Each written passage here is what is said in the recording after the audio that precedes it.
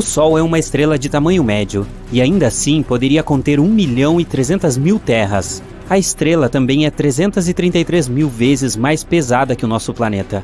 A NASA traduziu as ondas de rádio criadas pelas atmosferas dos planetas em sons audíveis. Foi assim que os astrônomos descobriram que o som de Netuno parece com o de ondas do mar, o de Júpiter como estar debaixo d'água, e a voz de Saturno lembra a música de fundo de um filme de terror. Aqui na Terra é jazz. Não, eu inventei isso.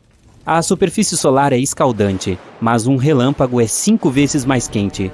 A Terra é atingida por 100 raios a cada segundo, o que resulta em 8 milhões de relâmpagos por dia e cerca de 3 bilhões por ano. Chocante.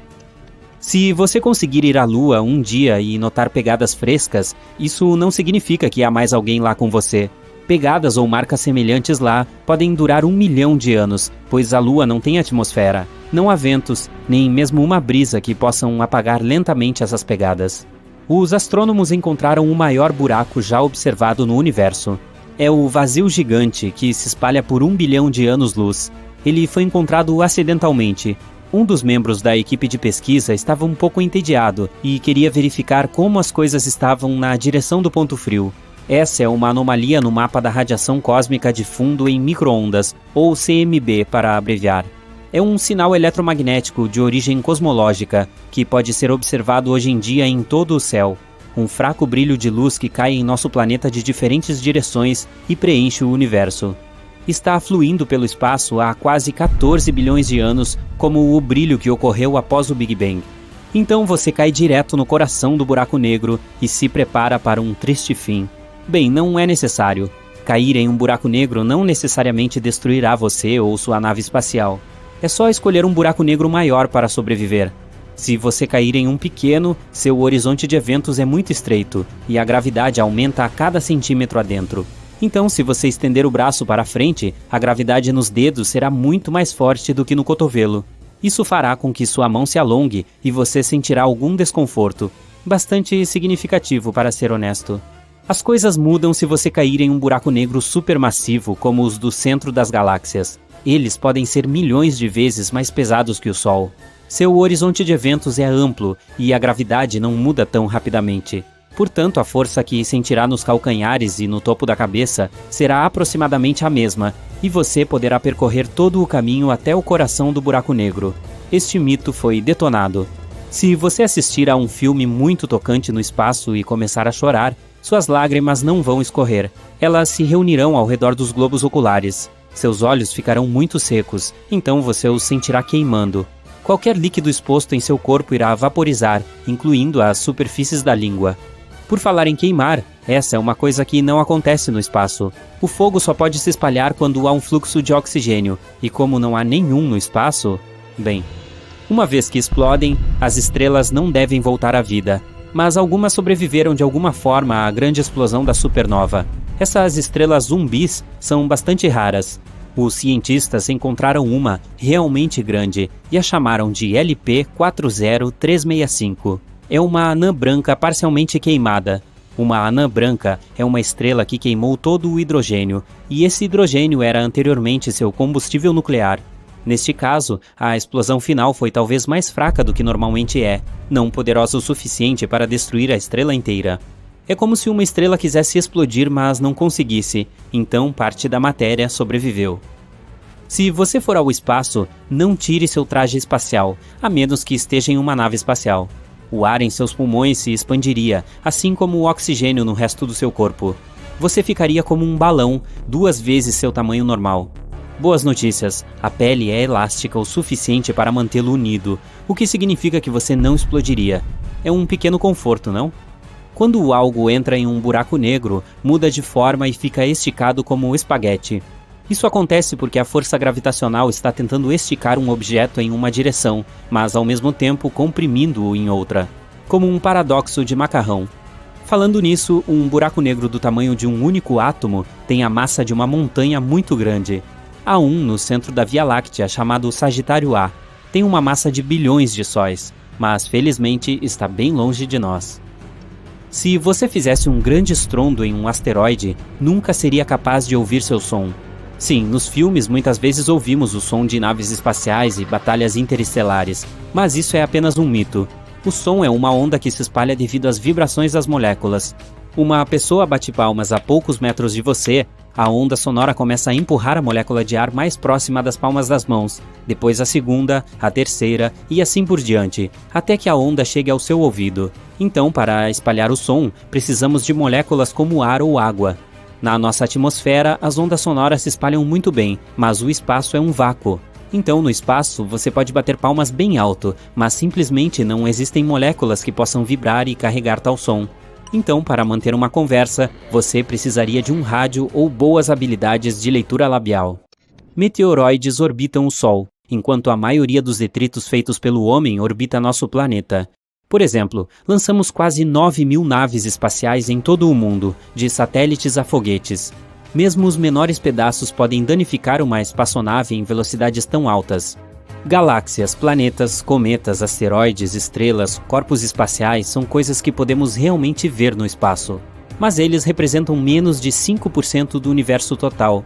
A matéria escura, um dos maiores mistérios do espaço, é o nome que usamos para toda a massa do universo que ainda é invisível para nós. E isso é muito, pode ser até 25% do universo. A energia escura é os outros 70% do universo. Tô fazendo as contas aqui. Isso dá 100, certo? Ok. Agora vamos olhar para a Lua. Ela sempre está do mesmo lado. Isso significa que ela tem um lado escuro e os raios do Sol nunca chegam lá. Não, isso é um mito. A questão toda é que a Lua está gravitacionalmente travada com a Terra. Há dias e noites lá também. É que essa rotação está perfeitamente alinhada com a rotação da Terra. Então, sempre que você olha para a Lua, vê o mesmo lado. Portanto, há dias em que o Sol também brilha lá. Então, o outro lado não é o lado escuro, mas o lado distante. E temos até fotos dele. E lá está uma das maiores crateras de todo o nosso sistema solar, a Bacia do Polo Sul Aitken. É tão grande quanto o estado do Texas. Um mito que acabou sendo detonado é o de que as pessoas nunca estiveram na Lua. Este é o traje espacial original dos primeiros astronautas que estiveram lá. Olhe para a sola do sapato. Algumas pessoas afirmam que não há como deixar pegadas como esta lá. Na verdade, é possível sim. Na Lua, os astronautas usavam botas extras sobre seus trajes, e as solas combinavam perfeitamente com as pegadas deixadas lá. Os astronautas não precisavam delas quando saíram da Lua e as jogaram quando a caminhada acabou. Eles deixaram um monte de coisas lá também. Até mesmo braços dos assentos no módulo lunar para reduzir o peso. Agora, contando todas as missões lunares Apollo, o peso total de lixo na Lua é de aproximadamente 187 toneladas, incluindo vários rovers lunares, detritos de naves espaciais, 6 módulos lunares e todos os experimentos deixados para trás. Isso corresponde a 3 Boeing 737. Outro mito sobre o Sol é que ele é amarelo. Vamos enviá-lo para o espaço. Você olha pela janela e ele está branco. O Sol só nos parece amarelo devido ao filtro da nossa atmosfera. A composição do ar e sua espessura distorcem a luz da estrela. Mas as estrelas vêm em cores diferentes. As mais frias têm cores laranja e vermelhas brilhantes. Estas são geralmente estrelas muito antigas, mais velhas que o nosso Sol. Mas estrelas jovens e muito quentes são azuis brilhantes. O Sol está no meio desse espectro. Mais um mito sobre asteroides. Precisamos voar um pouco além da órbita de Marte. Uau, estamos em um cinturão de asteroides e constantemente temos que desviar de rochas gigantes e blocos de gelo. Entramos em algumas nuvens densas de asteroides. Não é verdade. O fato é que o espaço é enorme e as distâncias são incríveis. Todas as rochas e detritos no cinturão de asteroides são apenas 4% do peso da Lua. Então realmente não há muito disso por lá. Para entender a dimensão do vazio no espaço, observe a colisão de duas galáxias. Existem bilhões de estrelas em cada uma delas. Se as unirmos, é improvável que haja colisões. Aristóteles disse uma vez que o ouro era água solidificada no solo e misturada com os raios do sol. Outros tinham certeza de que era feito com a ajuda da pedra filosofal. Quando os antigos incas viram o metal pela primeira vez, decidiram que aquela coisa caindo do céu eram lágrimas de uma criatura mítica. Mas sua verdadeira origem parece muito mais épica. Vamos a um passado muito distante, a um tempo em que não havia pessoas nem animais. Nem os dinossauros existiam ainda. Uma época em que as formas de vida mais simples estavam apenas sendo constituídas. Nosso planeta parecia um enorme caldeirão de elementos químicos. Havia vulcões em erupção, terremotos e relâmpagos o tempo todo. Foi há cerca de 3,9 bilhões de anos. Durante este período, enormes asteroides voaram pelo nosso sistema solar. Eles caíram em Mercúrio, Vênus, Terra e Marte. É possível que também tenham ido parar na Lua e deixado grandes crateras nela. Houve um verdadeiro apocalipse em nosso planeta.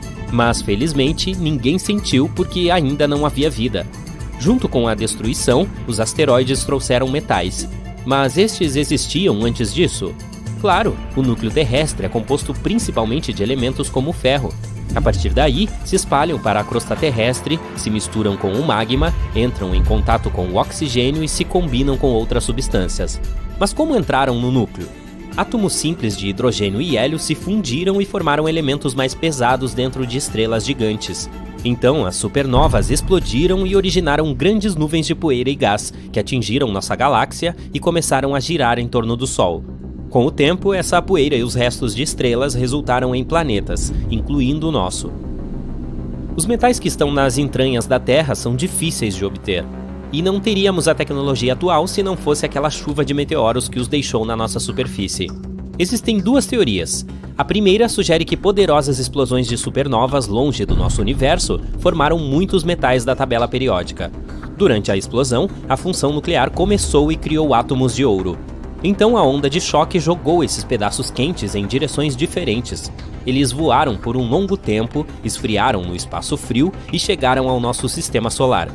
A outra teoria diz que o ouro e outros metais surgiram por causa da fusão de duas estrelas de nêutrons, que são gigantes poderosas muitas vezes menores em tamanho que o Sol, mas diversas vezes mais pesadas.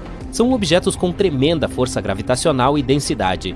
A colisão formou uma intensa explosão de raios gama de radiação que pôde sintetizar ouro. Em 2017, os astrofísicos observaram a colisão de duas estrelas de nêutrons pela primeira vez. Eles encontraram vestígios de metais pesados, incluindo ouro, usando detectores de ondas gravitacionais. Portanto, essa teoria parece a mais provável. E se formos ainda mais longe? De onde surgiram as estrelas? Nuvens de poeira e gás estão espalhadas por todo o universo. Elas se misturam, combinam em uma massa e crescem como uma bola de neve. Então se espremem e formam uma força gravitacional. Quando todo o material colapsa, passa a esquentar. E então essa onda de energia dá vida a uma estrela. Alguns físicos entendem que algumas delas, durante sua vida, podem produzir a maioria dos elementos da tabela periódica. Se essa teoria for verdadeira, então nosso corpo também consiste em estrelas. Podemos fazer parte de uma gigantesca supernova que explodiu há bilhões de anos no outro extremo do universo.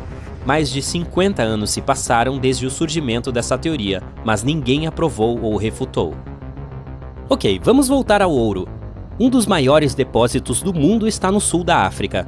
Os cientistas acreditam que o metal precioso apareceu lá há mais de 2 bilhões de anos, após a queda de um meteorito gigante, e têm certeza de que está escondido nos oceanos. De 10 a 20 milhões de toneladas dele podem estar debaixo d'água, mas não como grandes pedras, e sim minúsculas partículas dissolvidas em líquido. A extração é muito cara. Agora vamos descobrir como o ouro é retirado e transformado em joias. A princípio é encontrado em depósitos, grandes extensões de terra ou rocha dentro das quais está escondido.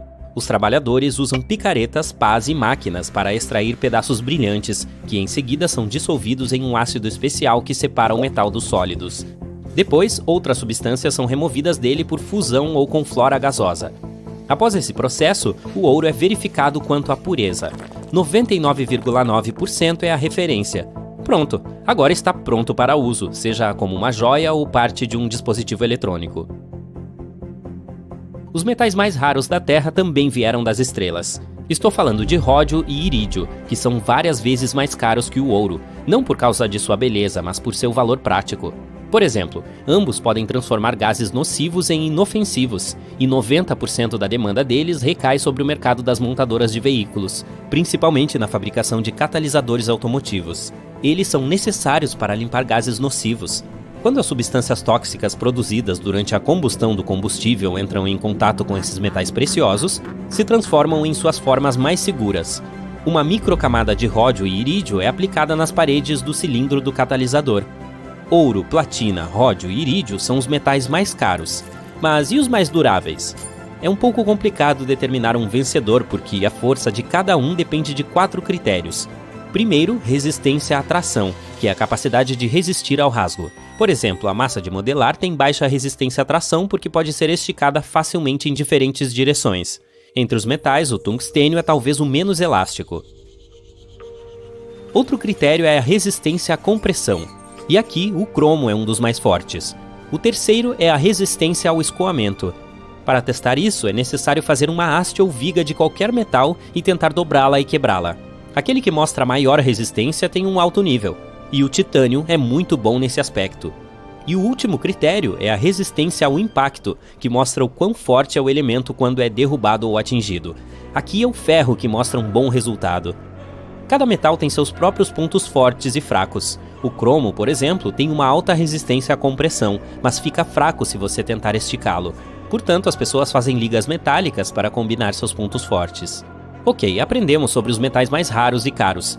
E os outros elementos? Qual é a substância mais rara do mundo? Conheça o ástato. Existem cerca de 25 gramas dele encontrados em todo o mundo.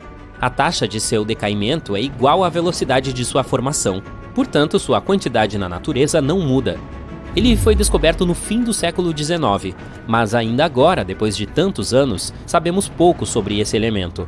Em 1869, o criador da tabela periódica, Dmitri Mendeleev, soube que havia uma certa substância numerada 85 no grupo dos halogênios. Este conjunto de não-metais inclui substâncias como flúor, cloro, bromo e iodo. Portanto, o ástato é considerado o mais pesado de todos os halogênios conhecidos e o mais semelhante aos metais. Tem um baixo ponto de fusão e conduz mal o calor e a eletricidade. É quebradiço na forma sólida e possui uma cor escura. Ainda hoje, os cientistas não conhecem todas as suas propriedades. É quase impossível encontrá-lo na natureza, mas os químicos aprenderam a sintetizá-lo artificialmente. Não se sabe ainda como usar esse elemento porque ele é muito radioativo. Mas em alguns laboratórios foram realizados experimentos usando o ástato para tratar doenças da tireoide. Você sabia que existe um objeto astronômico no qual o espaço e o tempo realmente trocam de lugar? Como funciona? E o que exatamente significa trocar espaço e tempo? Bem, vamos descobrir. Imagine que você está em uma espaçonave. O veículo só pode se mover em linha reta. Seu caminho leva a algum ponto inevitável e você não tem ideia do que está por vir. Você só pode esperar que não seja nada de ruim. Enquanto isso, tudo ao seu redor é uma loucura completa. Uma colagem caótica de muitos eventos históricos. O que você vê? Antigos humanos e dinossauros? O nascimento do universo? Um futuro? Quem sabe? É assim que o universo se pareceria se trocássemos tempo e espaço. E, teoricamente, é isso que você veria se caísse em um buraco negro e de alguma forma conseguisse sobreviver. Mas seria possível? Em primeiro lugar, vamos discutir tempo e espaço. Imagine desenhar uma lâmpada em uma folha de papel. Em seguida, pegue mais uma folha e desenhe como ela se iluminou. Agora é apenas um pequeno círculo de luz. Outra folha. O círculo de luz vai crescendo. Vai ficando cada vez maior, até que finalmente se transforma em um enorme círculo. Na vida real, a lâmpada acende em um piscar de olhos, porque a velocidade da luz é a mais rápida do universo. Mas aqui, em nossos desenhos, simulamos a propagação da luz quadro a quadro. Vemos como, com o tempo, a luz cresceu de um pequeno ponto até um grande círculo. Mas se você conectar esses círculos, a forma resultante não te lembra algo? Por exemplo, um cone? Sim, exatamente. Isso é chamado de cone de luz. E o tempo é o eixo central desse cone. Por quê? Porque a luz se transforma de um pequeno ponto em um grande círculo ao longo do tempo. Para lembrar, vamos desenhar um vetor de tempo, uma flecha dentro do cone. Vai do passado para o futuro. Enquanto isso, os círculos são o espaço. No espaço, podemos nos mover como quisermos, em qualquer direção. Podemos nos mover para cima ou para baixo, em zigue-zagues e assim por diante. Mas não importa os zigue-zagues que desenhemos, estamos sempre avançando ao longo da linha do tempo. Não podemos voltar no tempo e não podemos pará-lo. Isso nos ajuda a definir tempo e espaço. O tempo é a direção na qual o cone de luz é orientado.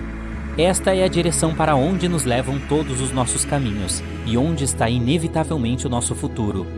E o espaço é toda a variedade de direções perpendiculares à linha do tempo. Este é um gráfico direto. Se pudesse ser aplicado a todo o universo, então o tempo fluiria da mesma forma em todos os lugares. No entanto, se você assistiu a pelo menos alguns filmes populares de ficção científica, sabe que esse não é o caso.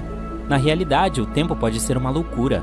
Por exemplo, se você está relaxando perto de um buraco negro, o que serão 2 horas para você, podem ser 20 anos para seu amigo na Terra.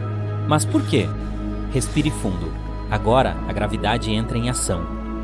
Eu sei sobre a gravidade. É aquela coisa que me ajuda a ficar no chão, você pode pensar. Mas é muito, muito mais complicado do que isso. A gravidade é uma das forças físicas básicas em nosso mundo e é incrivelmente poderosa.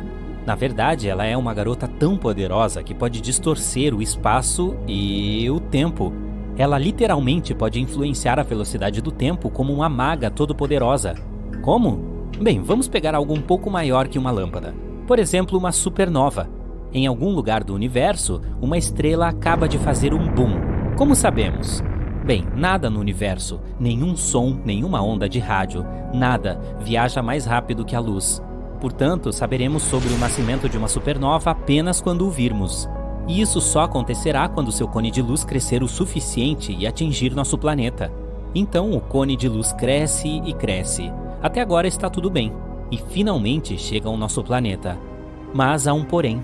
Veja, nosso planeta é enorme, muito maciço e tem uma gravidade muito forte. O que acontece então? A gravidade muda a direção do cone de luz. Ela começa a atrair o cone para o centro do nosso planeta. E com ela, atrai também a nossa flecha do tempo. Isso significa que retarda o tempo. E quanto mais próximo o cone de luz está de nós, mais a flecha se curva e mais devagar o tempo passa. O que isso significa? Por exemplo, o fato de que o relógio em seu tornozelo ficará atrás do relógio em seu pulso, que sua cabeça está envelhecendo mais rápido que suas pernas, e que os astronautas na órbita da Terra envelhecem um pouco mais devagar do que as pessoas na Terra. É o que os cientistas chamam de relatividade geral. Certo, mas como isso se relaciona com o nosso assunto? Como podemos entender o que acontecerá se trocarmos espaço e tempo? Não se preocupe, estamos quase lá. Agora imagine um corpo cósmico com uma gravidade incrivelmente forte. Ele dobra tanto o tempo e o espaço que parece que eles trocam de lugar.